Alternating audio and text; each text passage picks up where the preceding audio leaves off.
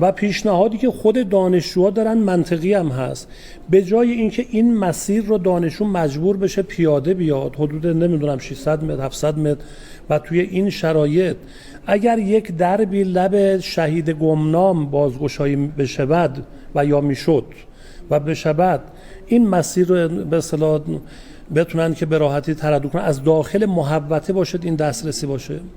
باز دانشکده فنی که توی همین محوطه پشت اینجا هست دانشجویانش مشکل دارن، به ما مراجعه کردن، همونجا همکاران ما بودن، میگن آقا شما بگید که یک دربی به طرف همون خوابگاه ها باز بشه.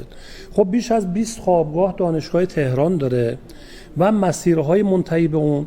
بالاخره پلیس یک توانی داره و یک حضوری میتونه داشته باشه. قبلا در اینجا کیوسک بوده، کیوسک پلیس بوده، ولی بعد سال 401 بنا به درخواست خود این افرادی که حالا اونجا بودن و درخواست کردن اینا جمع آوری شده. کدوم افراد سردار؟ هم به اصطلاح مسئولین دانشگاه و کسانی که حالا بودن از طریق حراست یا موضوعات دیگه. بله. تا 401 این کیوسک‌ها به درخواست دانشگاه تهران برچیده شد. بله.